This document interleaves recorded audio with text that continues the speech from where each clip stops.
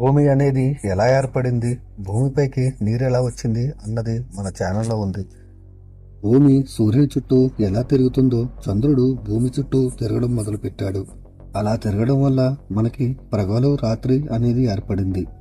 ఇది జీవన విధానానికి ఎంతో తోడ్పడింది. ఇప్పుడు మన భూమిపై నీరు ఏర్పడిన తర్వాత భూమిలో పుట్టినటువంటి సూక్ష్మజీవులు నీటిపై తేలాయి. అవి బ్యాక్టీరియాగా మారడం మొదలుపెట్టింది. ఈ ప్రక్రియ మన భూమిపై ఏకకణం జీవి అనేది జీవన విధానానికి దారితీసింది. అసలు ఈ ఏకకణం జీవి ఎలా పుట్టింది? అసలు జీవం లేని పదార్థం నుండి జీవం ఏర్పడడం.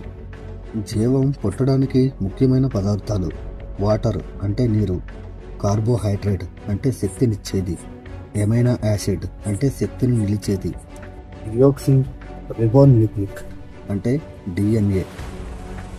వీటిని ఉత్పత్తి చేసే పదార్థం అనే దానికంటే ఆర్గానిక్ కాంపౌండ్ అనడం బెటర్. వీటన్నింటి వల్ల ఏకకణం జీవి అభివృద్ధి చెందింది. అయితే మీకు ఒక డౌట్ రావచ్చు. ఉదాహరణకు ఒక సైకిల్ ఉంది. దాని విడివిడి పార్ట్లన్నీ విడిగా పడేస్తే అది ఎందుకు పనికిరని ఒక ఐరన్. వాటన్నింటినీ కలిపితే అది మనకు ఒక వాహనంగా ఏర్పడుతుంది. అదేవిధంగా ఈ పదార్థాలన్నీ మన భూమిపై జీవి అభివృద్ధి చెందడంలో ఎంతో తోడ్పడింది.